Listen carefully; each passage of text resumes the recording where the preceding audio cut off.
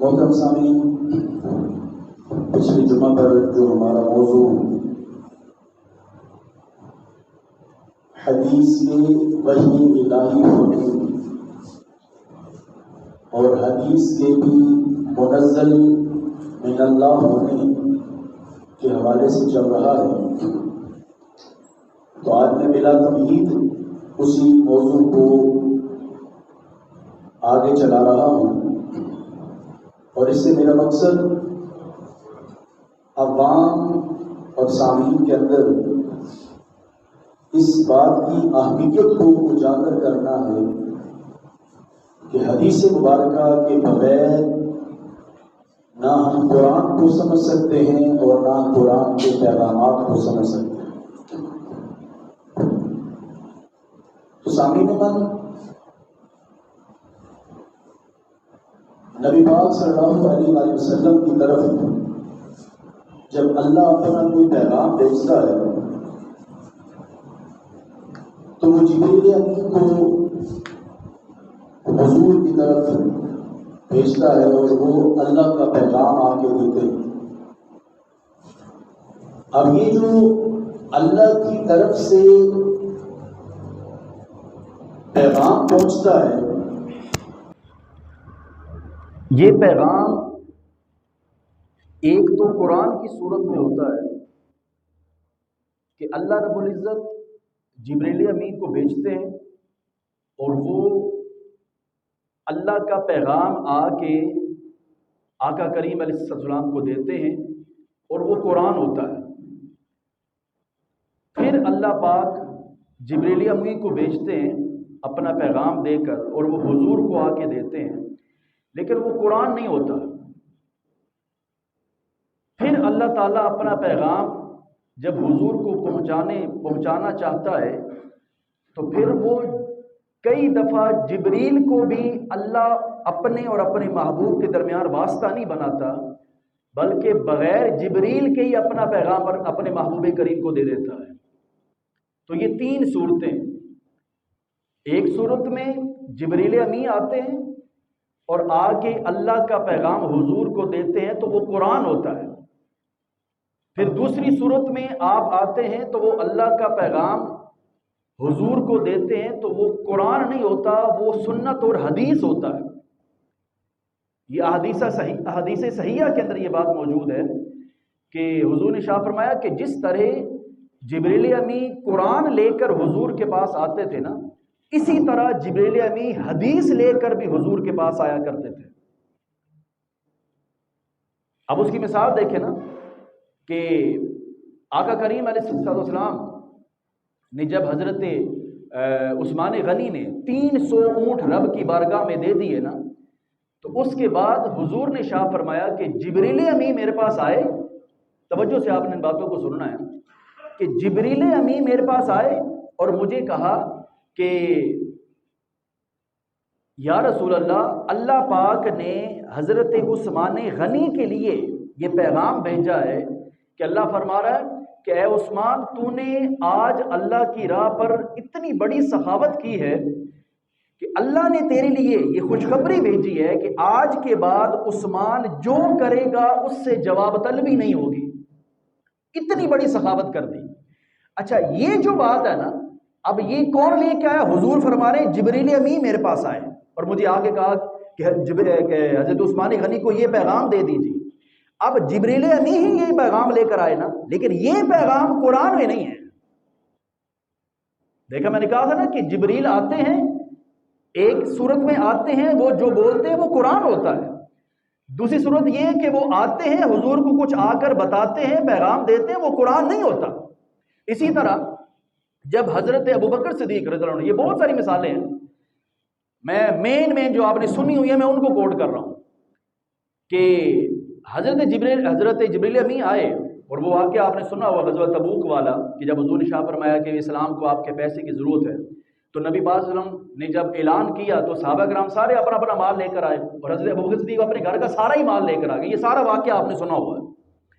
جب سارا مال لے کر آ گئے تو اللہ پاک نے جبریل امین کو بھیجا۔ اب یہ بات حضور نے بتائی کہ جبریل امین میرے پاس آئے اور مجھے آ کے کہا کہ یا رسول اللہ، اللہ تعالیٰ آپ کو سلام کہتا ہے اور فرماتا ہے کہ میرے ابو بکر نے جو اتنی بڑی سخاوت کی ہے کہ گھر کا سارا ہی سامان مجھے دے دیا آ کر، میری راہ پہ قربان کر دیا، ابو بکر سے کہہ دیں کہ اللہ تعالیٰ ابو بکر کو سلام کہتا ہے۔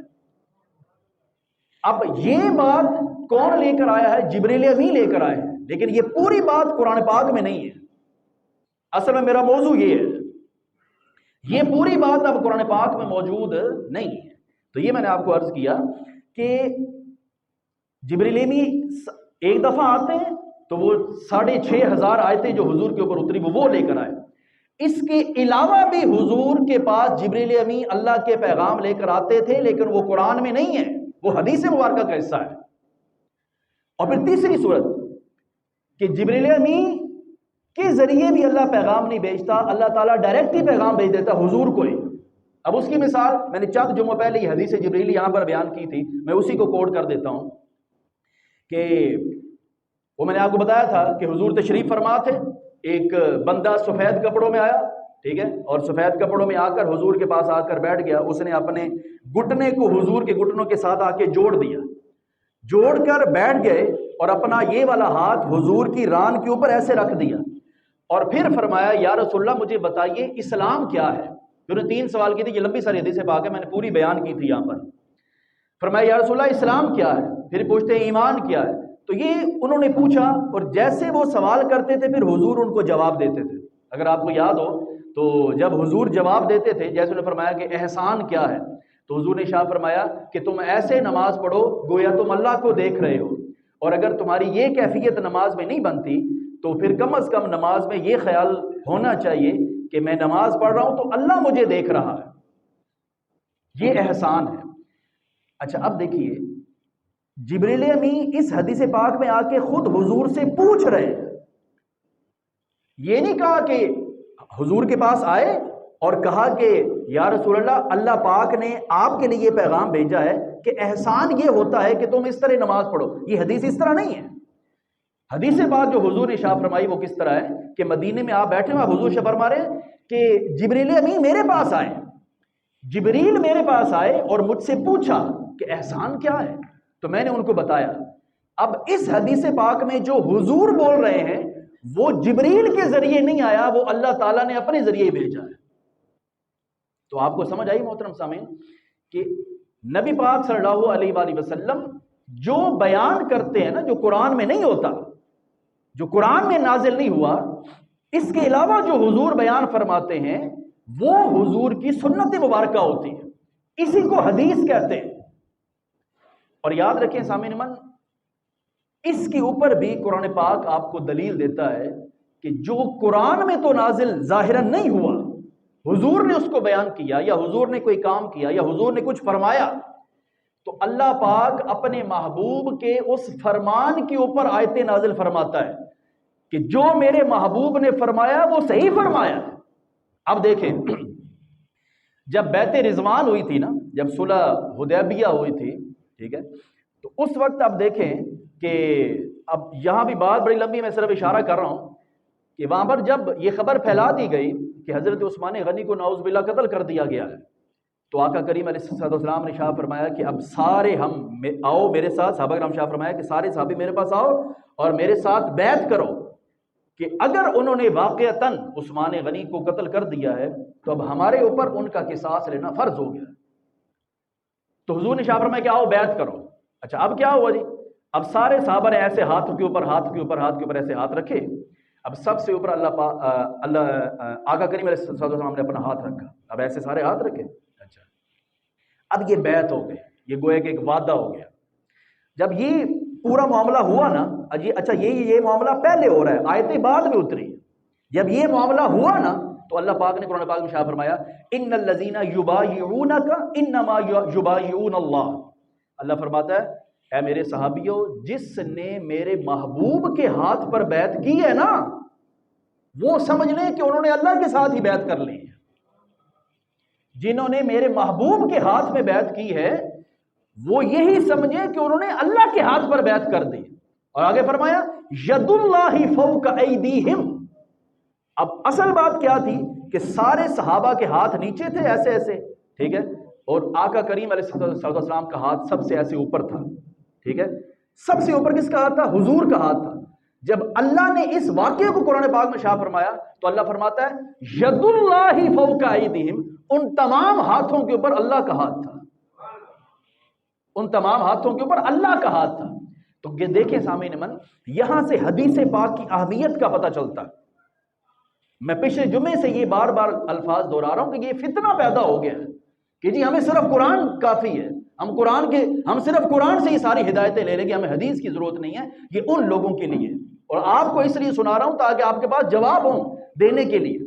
اب دیکھیں یہ بیت رضوان والا واقعہ پہلے ہوا ہے، ٹھیک ہے، یہ جب واقعہ ہو گیا اس کے اوپر اللہ پاک نے مہر لگا دی کہ یہ جو ہوا ہے حق ہوا ہے، جو ہوا ہے صحیح ہوا ہے۔ اب پھر دیکھیں ہجرت کا واقعہ، آقا کریم علیہ السلام جب کافروں نے دیکھا کہ اب یہ بھی ہجرت کر کے جا رہے ہیں تو کیوں نہ ہم ان کو نعوذ باللہ صفحہ ہستی سے مٹا دیں، انہوں نے کہا ہاں ٹھیک ہے۔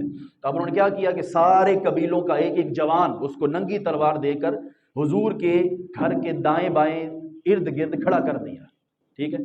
اب یہ ہجرت کی بات ہے، جس رات حضور ہجرت کر کے مدینے گئے اور پھر غار ثور میں 3 راتیں آپ نے گزاری، یہ وہ والا واقعہ سارا۔ اچھا اب کیا ہوا کہ جی حضور کو پتہ چل گیا کہ اب میرے گھر کے باہر جو ہے وہ اس مذموم ارادے کو لے کر بندے کھڑے ہوئے، ٹھیک ہے۔ اب حضور نے کیا کیا، حضرت علی المرتضیٰ کو اپنے بستر پہ سلا دیا، اور خود جب گھر سے باہر نکلے نا تو زمین سے مٹی یا کنکریاں اٹھائی، ٹھیک ہے، اور جیسے ہی باہر نکلے حضور نے وہ کنکریاں، یاسین سورت اس کے اوپر پڑی اور کنکریاں ایسے پھینکی اور وہ سارے اندھے ہو گئے، ہیں جی، وہ سارے اندھے ہو گئے۔ اب دیکھیں جب وہ اندھے ہو گئے نا تو حضور ان کے درمیان سے ہو کر آگے گزر گئے اور ان کو نظر بھی نہیں آئے، اور حضور ان کے درمیان سے ہو کے حضرت ابوبکر صدیق کے پاس جو ہے وہ پہنچ گئے۔ اچھا اب یہ واقعہ یہ ہے، ظاہری واقعہ یہ ہے، اب حضور نے ایسے کنکریاں اٹھائی، اس کو یاسین سورت پڑھی اور ایسے ماری، وہ سارے اندھے ہو گئے۔ اب اللہ رب العزت جب اسی واقعے کو قرآن پاک میں بیان فرماتا ہے نا تو اللہ نے فرمایا وما رمیت اذ رمیت ولکن اللہ رمی، پیارے محبوب وہ جو گھر سے نکلتے ہوئے آپ نے اپنے پیارے پیارے ہاتھوں میں وہ کنکریاں اٹھائی تھی نا، وہ جو کنکریاں اٹھائی تھی اور ان کو ماری تھی، اصل میں وہ کنکریاں آپ نے نہیں ماری تھی، وہ کنکریاں میں نے ماری تھی، ہیں جی، وہ کنکریاں آپ نے نہیں ماری تھی، وہ کنکریاں میں نے ماری تھی۔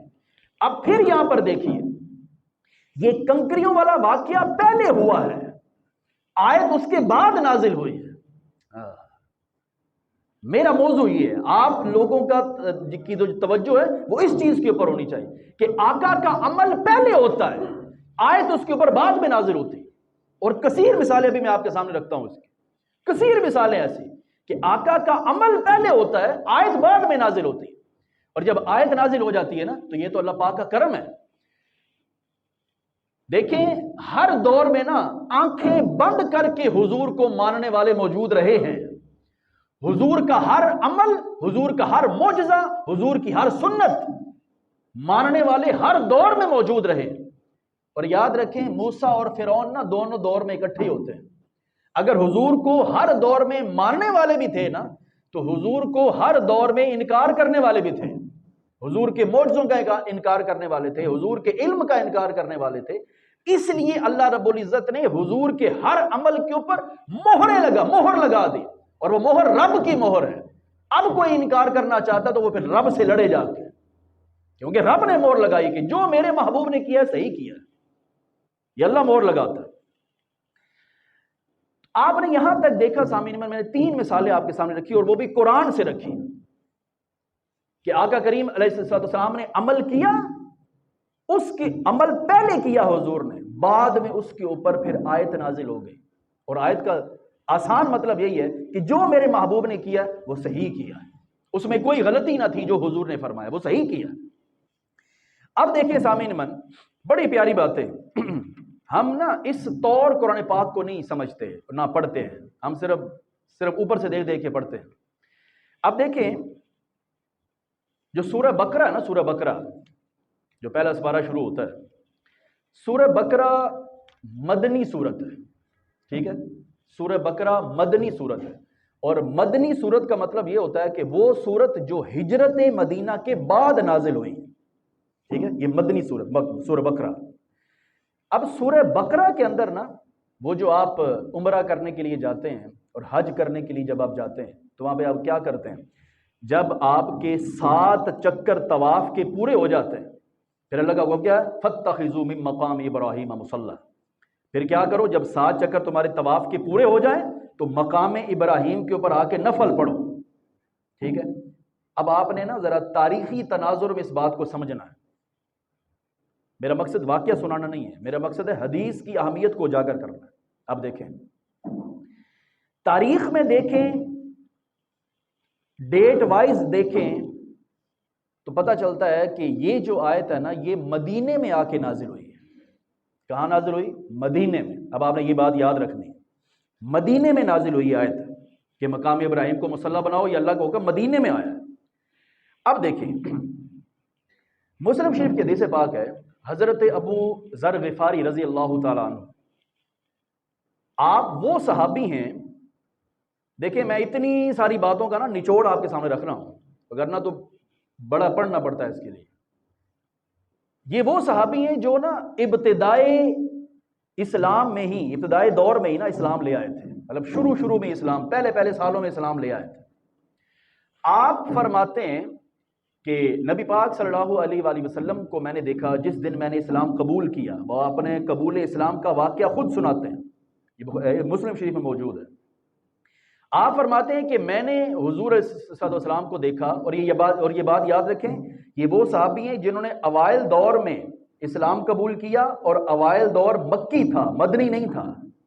اس بات کو سمجھ کے آپ نے ساتھ چلنا ہے.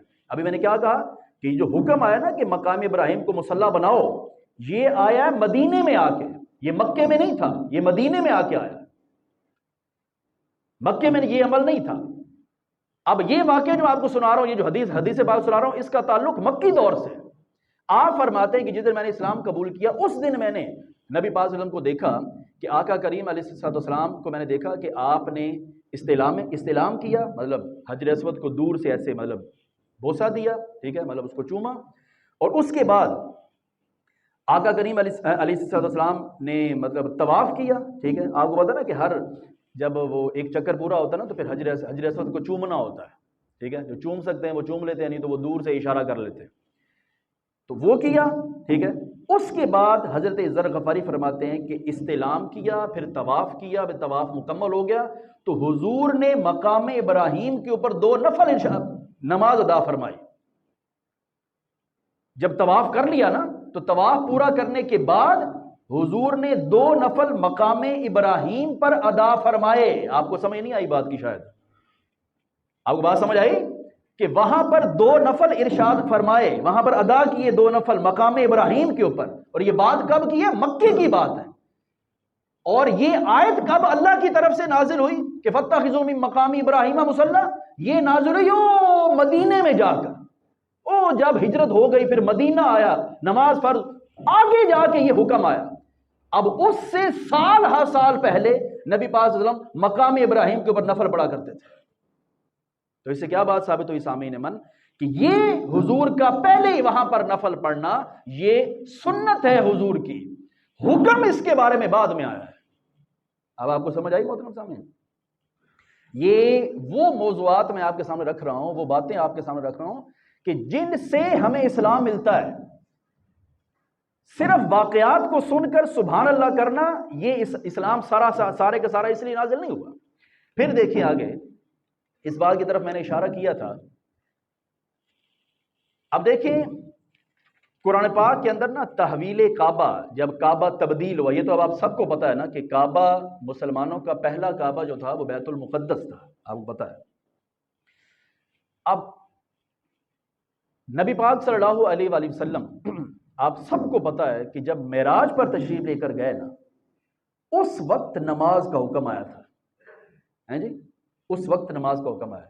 اس کا مطلب کیا ہوا کہ کم از کم اعلان نبوت کے 11.5 سال کے بعد، 11.5 سال کے بعد، ٹھیک ہے، یہ آپ کو معراج ہوئی اور اس میں آ کر پھر یہ مطلب حکم آیا تھا نماز کا. ٹھیک ہے جی.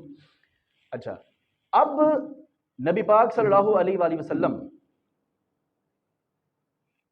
یہ وہ دور، اب آپ نے سنا ہوا ہے کہ حضور نماز پڑھ رہے تھے اور حضور کے اوپر آ کے کسی نے اوجڑی رکھ دی، غلاظت رکھ دی، ٹھیک ہے، آپ کے بیٹی نے آپ کو ہٹایا.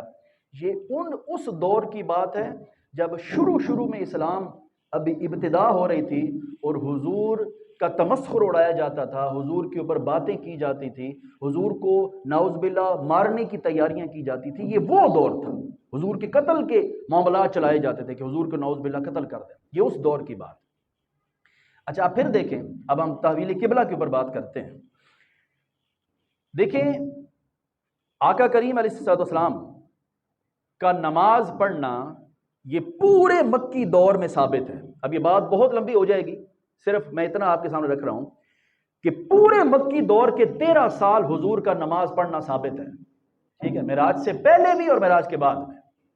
اب معراج سے پہلے اور معراج کے بعد مکی دور کے 13 سال حضور نے نماز پڑھی ہے بیت المقدس کی طرف منہ کر کے، فلسطین کی طرف منہ کر کے.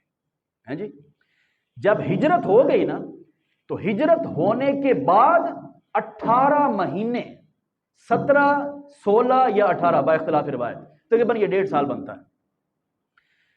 17 16 یا 18 با اختلاف روایت 18 17 مہینے تک حضور نے مدینے میں بھی آ کر نماز بیت المقدس ہی کی طرف منہ کر کے پڑھی ہے. ٹھیک ہے، 13 سال مکی دور کے منہ کدھر کیا؟ بیت المقدس کی طرف، اس کعبے کی طرف نہیں کیا، بیت المقدس کی طرف کیا. پھر جب ہجرت ہو گئی، ہجرت کرنے کے بعد مدینے میں آ گئے، مدینے میں آ کر بھی حضور نے قریباً 1.5 سال کا عرصہ پورا نماز بیت المقدس کی طرف ہی منہ کر کے پڑھی ہے. ٹھیک ہے. اچھا پھر کیا ہوا؟ وہ واقعہ سب اب آپ نے سب نے سنا ہوا ہے کہ آقا کریم علیہ الصلوۃ والسلام نماز ادا فرما رہے تھے. ٹھیک ہے، اور نماز کے دوران، یہ بات میں نے یہاں پر ویسے بیان کی تھی پچھلے سال، کہ نماز کے درمیان آقا کریم علیہ الصلوۃ والسلام نے ایسے نا حضور اللہ پاک کی طرف اوپر بار بار چہرہ اٹھایا، اٹھاتے چہرہ، پھر نیچے لے آتے، پھر ایسے اوپر دیکھتے، پھر نیچے لے آتے. اس طرح 2-4 دفعہ کیا، اور دل میں یہ خواہش تھی کہ یا اللہ میرا بھی دل کرتا ہے کہ میں نا اسی کعبے کی طرف منہ کر کے نماز پڑھوں جس طرف میرے جد امجد حضرت ابراہیم علیہ السلام نماز پڑھا کرتے تھے. مطلب دل میں ایک خواہش تھی کہ جو میرے دادا کا قبلہ تھا نا، میرا بھی وہی ہونا چاہیے. اب حضور کا دیکھیں یہاں پر بریکٹ میں ایک بات آپ کو سمجھا کے چلا جاؤں کہ آقا کریم علیہ السلام کی محبت نا شروع سے ہی اسی کعبے کے ساتھ تھی، لیکن اللہ کا حکم نہیں تھا، اس لیے اسی کعبے کی طرف منہ کر کے نماز پڑھتے تھے، بیت المقدس کی طرف. اچھا لیکن کرتے کیا تھے؟ دیکھیں مثال کے طور پر یہ ہے نا، یہ کعبہ ہے، ٹھیک ہے، اور بیت المقدس ہے اس کونے پر ادھر. تو حضور جب بھی صحن کعبہ میں نماز پڑھتے تھے نا تو حضور یہاں پہ کھڑے ہو کے نماز پڑھتے تھے. اب آپ سمجھ رہے ہیں، بیت المقدس ہے اس کونے پر، یہ مثال کے طور پر کہہ رہا ہوں، اس کونے پر. تو حضور جتنا عرصہ بیت المقدس کی طرف منہ کر کے مکے میں نماز پڑھتے رہے نا، حضور یہاں پہ کھڑے ہو کے نماز پڑھتے تھے، کعبے کے یہاں پہ کھڑے ہو کے. اب اس سے آپ کو سمجھ آ رہی ہے کہ یہاں پہ کھڑے ہوتے تھے نا تو پہلے درمیان میں کعبہ آتا تھا جس کا طواف آج ہم کرتے ہیں، اور اس کے بعد سامنے ہی پھر کیا ہوتا تھا؟ بیت المقدس ہوتا تھا. یعنی اپنی خواہش بھی پوری ہو جاتی تھی اور اللہ کا حکم بھی پورا ہو جاتا. اس طرح پڑھتے. لیکن جب چلے گئے نا مدینے میں، وہاں پر یہ سسٹم ہو نہیں سکتا تھا کہ مدینہ تھا بالکل اس طرف، اب وہاں پر ڈائریکشن اس طرح کی تھی کہ بیت المقدس جو ہے وہ ادھر ہے اور کعبۃ اللہ جو ہے وہ ادھر ہے. اب وہاں کوئی سچویشن ایسی ہو ہی نہیں سکتی تھی کہ آپ اسی طرح نماز پڑھیں کہ کعبہ بھی سامنے آ جائے، ٹھیک ہے، اور آگے بیت المقدس بھی آ جائے. اب ایسا ہو نہیں سکتا تھا.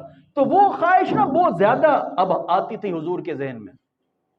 اب وہ دن آ گیا کہ حضور نماز ادا فرما رہے ہیں اور بار بار نا اپنا چہرہ اوپر اٹھاتے ہیں، جیسے کہ بندہ آنکھوں میں باتیں کرتا ہے، پھر چہرہ نیچے کر لیتے ہیں، پھر اوپر کرتے ہیں. پھر اللہ پاک نے دیکھا اور قرآن پاک میں بڑا پیارا ارشاد فرمایا، قد نرا تقلب وجہک فی السماء. پیارے محبوب، یہ جو آپ اپنا پیارا سا چہرہ بار بار اٹھا کر آسمان کی طرف ہمیں دیکھ رہے ہیں نا، تو ہم بھی آپ کو دیکھ رہے ہیں. ہم آپ سے غافل نہیں ہیں، جیسے آپ ہمیں دیکھ رہے ہیں ہم بھی آپ کو دیکھ رہے ہیں، اور آپ کے دل میں جو بات ہے نا ہم اس کو بھی جانتے ہیں. پھر فرمایا فَلَنُوَلِّيَنَّكَ قِبْلَةً تَرْضَاهَا. پیارے محبوب، جس طرف آپ کی مرضی ہوگی نا ہم قبلہ ادھر ہی بنا دیں. جس طرف آپ کی مرضی ہوگی نا ہم قبلہ ادھر ہی بنا دیں گے، ہمیں قبلوں سے کیا غرض ہے؟ ہائے ہائے، اللہ فرماتا ہے میں نے قبلوں کو کیا کرنا ہے، اینما تولوا فثم وجہ اللہ، اور جس طرف منہ کرو گے اللہ کو پالو گے، اللہ تو ہر جگہ موجود ہے۔ نحن اقرب الیہ من حبل الورید، ہم تو تمہاری شاہ رگ سے بھی زیادہ قریب ہیں، ہم نے قبلوں کو کیا کرنا ہے؟ تو پیارے محبوب آپ چاہتے ہیں نا جس طرف آپ چاہتے ہیں، آپ کی مرضی ہے، ہم قبلہ ادھر ہی بنا دیں۔ اب دیکھیں ان آیتوں میں نا حکم نہیں آیا ابھی کہ آپ اپنا چہرہ کر لیں ادھر، حکم نہیں آیا، یہ ابھی تک پیار اور محبت چل رہا ہے اللہ اور اس کے رسول کے درمیان، ٹھیک ہے، کہ ہم آپ کے چہرے کا اٹھنا دیکھ رہے ہیں، آپ جدھر چاہیں گے ہم قبلہ بنا دیں گے۔ یہاں پر حکم کہاں آیا ہے؟ حکم تو پھر ہم جیسے لوگوں کے لیے تھا۔ اس کے بعد شاہ فرمایا فولی وجہ کا شطر المسجد الحرام، اس کے بعد یہ حکم آیا کہ آپ اگر یہ چاہتے ہیں نا، آپ کی چاہت یہ ہے کہ آپ اسی پچھلے قبلے کی طرف منہ کر کے نماز پڑھ لیں، تو آپ ایسا ہی کر لیں، آپ ادھر ہی منہ کر لیں، فولی وجہ کا شطر المسجد الحرام، اپنا چہرہ مسجد حرام کی طرف پھیر لیں، ٹھیک ہے۔ اب یہ پورا ہو گیا واقعہ۔ اب یہاں پر کیا ہوا کہ حضور اس طرف منہ کر کے کھڑے ہیں، اس طرف ادھر، جنہوں نے مسجد قبلتین دیکھی ہے ان کو پتا ہوگا، جب ہم مسجد قبلتین میں جاتے ہیں نا تو آپ ادھر کھڑے ہوتے ہیں تو آپ کو اس طرح محراب نظر آتا ہے، آپ بالکل اپنی بیک سائڈ پہ دیکھیں جہاں وہ بلب لگا ہوا ہے، تو اس جگہ پر ایک جائے نماز کندہ کی ہوئی ہے پوری اس دیوار کے اندر، وہ اس بات کی نشانی ہے کہ قبلہ تبدیل ہونے سے پہلے بیت المقدس اس طرف تھا، جب قبلہ تبدیل ہوا تو جو قبلہ جب پھر یہ بن گیا، وہ پیچھے رہ گیا، پھر یہ قبلہ بن گیا۔ اب وہاں پر کیا ہوا، حضور اس طرح منہ کر کے کھڑے ہوئے تھے، ٹھیک ہے، اور حضور کو جیسے حکم ملا نماز کے اندر ہی، اب دیکھیں یہ ساری باتیں اللہ کے ساتھ ہو رہی ہیں، صحابہ کو کچھ نہیں پتا جو پیچھے کھڑے ہوئے کیا ہو رہا ہے، اللہ تعالیٰ کی باتیں کیا ہوئی، وہ ادھر سے ہی مڑ کر ان صفوں کو چیرتے ہوئے اس طرف آ جاتے ہیں، مسجد کے اندر ہی نماز پڑھی جا رہی ہے نا جی، ٹھیک ہے، مسجد کے اندر ہی وہ صفوں کو چیرتے ہیں، حضور اس طرح منہ پھر جاتے ہیں، پھیر کر ایسے چل کے صفوں میں سے اس طرف آ جاتے ہیں۔ اب سارے صحابہ کرام بغیر سوچے سمجھے اپنے منہ اس طرح کر لیتے ہیں، پہلے منہ اس طرح کیا ہوتا ہے، اس طرف اپنے منہ اس طرح کر لیتے ہیں اور حضور کے پیچھے نماز پڑھنا شروع کر دیتے ہیں۔ یہ ایمان ہے صحابہ کرام کا۔ ہائے ہائے، انہوں نے یہ نہیں سوچا کہ چل یار نماز کے بعد حضور سے پوچھ لیں گے، ہو سکتا ہے حضور کو کوئی حاجت ہو گئی ہو، حضور کا کوئی وضو ٹوٹ گیا ہو، کوئی ایسا مسئلہ ہو گیا ہو، وہ نماز سے جانا چاہتے ہو۔ انہوں نے کچھ بھی ایسا نہیں سوچا، ہائے ہائے، انہوں نے کچھ بھی ایسا نہیں سوچا، جو جانتے ہیں وہ زیادہ، وہ بولتے کم ہیں، تو وہ حضور کو جانتے، انہوں نے کچھ نہیں سوچا کہ کیا ہو گیا، وہ حضور کے پیچھے ہی مڑ گئے تھے۔ اب اللہ پاک نے شاہ فرمایا کہ وہ جو لوگ میرے محبوب کے پیچھے کھڑے ہوئے تھے نا، ان کو میں نے ہدایت دے دی تھی، آج اگر وہ میرے محبوب کے پیچھے نہ پھرتے، اب کھڑے کون تھے؟ صحابی کھڑے تھے، صحابی کھڑے تھے نا حضور کے پیچھے، فرمایا اگر وہ لوگ آج میرے محبوب کے پیچھے نہ پھرتے تو ان کے سارے اعمال کو میں ضائع کر دیتا۔ اور اللہ نے فرمایا یہ جو میں نے قبلہ تبدیل کیا نا، یہ تبدیل اس لیے کیا ہے تاکہ میں دیکھنا چاہتا ہوں کہ ان صحابہ کرام کا ایمان، یہ جو 14-15 سال کے مسلمان ہوئے ہیں، کوئی 8 سال کا مسلمان ہوا ہے، کوئی 10 سال کا مسلمان ہوا ہے، کوئی 2 سال کا مسلمان ہوا ہے، ان کا اسلام کہاں تک پہنچ چکا ہے، ان کا اسلام کہاں تک پہنچا ہوا ہے، یہ اللہ پاک نے دیکھنا تھا۔ اللہ پاک نے شاہ فرمایا یہ قبلہ تبدیل میں نے اس لیے کروایا کہ میں یہ دیکھنا چاہتا ہوں کہ جب تمہاری زندگی میں یہ موقع آ جائے کہ ایک طرف مصطفیٰ کھڑا ہو اور ایک طرف تمہاری عقلیں ہوں، اور تمہاری عقل قرآن حدیث کو دیکھ رہی ہو، اللہ کے حکم کو دیکھ رہی ہو، تو میں نے صرف دیکھنا یہ ہے کہ جب تمہاری زندگی میں یہ موقع آ جائے کہ اللہ تعالیٰ تمہیں کہے، رسول تمہیں کہے کہ اس کعبے کو چھوڑ دو، اس کو تھام لو، تو پھر تم مفتیوں سے فتوے لینے کے لیے جاؤ گے یا میرے مصطفیٰ کے پیچھے پھر جاؤ گے؟ تو اللہ فرمایا میں دیکھنا یہی چاہتا تھا کہ میں ینقلب علی عقبیہ، کہ کون ہے جو آنکھیں بند کر کے میرے محبوب کے پیچھے پھر جاتا ہے، میں نے دیکھنا یہی۔ یہ بات آپ نے سنی، اب آئیے اپنے موضوع کی طرف۔ ابھی میں نے آپ کو کیا ثابت کیا، قرآن پڑھ کے، حدیث پڑھ کے آپ کو میں نے بتایا، تاریخ کے ساتھ آپ کو بتایا کہ آقا کریم علیہ الصلوۃ والسلام 13 سال مکی دور کے اور تقریباً 1.5 سال مدنی دور کا حضور بیت المقدس کی طرف منہ کر کے نمازیں پڑھتے رہے، ٹھیک ہے۔ پھر جب حکم آیا، پھر اللہ پاک نے اس کعبے کو چھوڑا اور پھر وہ کعبہ حضرت ابراہیم علیہ السلام نے جس کو بنایا تھا، جو آج بھی کعبہ اور رہتی دنیا تک کعبہ بنے گا، پھر اس کی طرف منہ کر لیا، ٹھیک ہے۔ اب سوال یہ ہے جو میرا موضوع ہے اب سوال یہ ہے کہ یہ جو حضور نے قبلہ تبدیل کیا اور اللہ نے فرمایا فولی وجہ کا شطر المسجد الحرام کہ اپنا چہرہ مسجد حرام کی طرف کر لو، اور اس سے آج تک ہم اپنا چہرہ مسجد حرام کی طرف کیے ہوئے ہیں. یہ حکم تو قرآن میں ہے کہ اپنا چہرہ بیت المقدس کا مسجد حرام کی طرف کر لو، یہ حکم تو ہے قرآن میں. لیکن جو 14.5 سے 15 سال قریباً یہ جو 14.5 سال کا عرصہ حضور بیت المقدس کی طرف منہ کر کے نماز پڑھتے رہے، یہ قرآن میں کہاں ہے؟ یہ ہے میرا موضوع، یہ ہے حدیث پاک کی اہمیت. مکی دور اور 1.5 سال مدنی دور، 14.5 سال کا عرصہ حضور بیت المقدس کی طرف منہ کر کے نماز پڑھتے رہے. یہ قرآن کی کس آیت سے ثابت ہے؟ قرآن میں تو ہے ہی نہیں. یہ سارے کا سارا عمل حدیث مبارکہ سے ثابت ہے. یہ اہمیت ہے حدیث پاک کی. اب 14 سال تک حضور کے کہنے پر سارے مسلمان بیت المقدس کی طرف منہ کر کے نمازیں پڑھتے رہے اور کسی نے بھی اعتراض نہیں کیا. کسی نے اعتراض نہیں کیا کہ یا رسول اللہ آپ کیا کر رہے ہیں، ہمارا تو وہ قبلہ تھا آپ نے تبدیل کر دیا. کیونکہ آپ کو پتا نا کئی یہودی بھی ایسے تھے جو بعد میں مسلمان ہوئے، ان کا قبلہ وہی تھا. جب تبدیل ہوا تو کسی نے کوئی اعتراض نہیں کیا. یہ ایمان ہے صحابہ کرام کا اور یہ اہمیت ہے حدیث پاک کی. تو میں نے کیا عرض کیا سامعین من، آج پھر میرا موضوع جو ہے وہ مکمل نہیں ہوا، انشاءاللہ اسی کو اگلے جمعے پر میں جاری رکھوں گا. تو سامعین من، میں نے 3 باتیں شروع میں کی جن کو میں دوبارہ سے دہرا کر اجازت چاہوں گا کہ اللہ رب العزت جب اپنا پیغام اپنے محبوب کریم کو پہنچاتا ہے نا تو اس کے 3 ذریعے بنتے ہیں، 3 طریقے بنتے ہیں. کہ ایک دفعہ جبریل امین حضور کے پاس آتے ہیں، کچھ فرماتے ہیں، آ کر اللہ کا پیغام دیتے ہیں، تو وہ قرآن ہوتا ہے.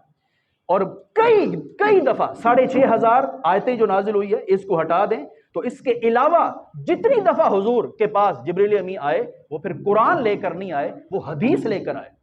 اور تیسری بات کیا کہ اللہ اپنا پیغام جب حضور کو دیتا ہے تو کئی دفعہ اللہ رب العزت جبریل امین کے واسطے کے بغیر اپنے محبوب کریم کو اپنا پیغام دے دیتا ہے. تو اس سے کیا پتا چلا سامعین من، میں نے شروع سے جن حضرات پوری باتیں سنی ہیں ان کو یہ بات سمجھ آ گئی ہوگی کہ جو عمل بھی حضور حدیث پاک میں ارشاد فرماتے ہیں اللہ پاک آیت نازل کر کے اس کے اوپر مور لگا دیتا ہے کہ جو میرے محبوب نے کیا وہ صحیح کیا. تو انشاءاللہ سامعین من اسی بات کو لے کر آگے چلیں گے. وما علیہ الا البلاغ المبین.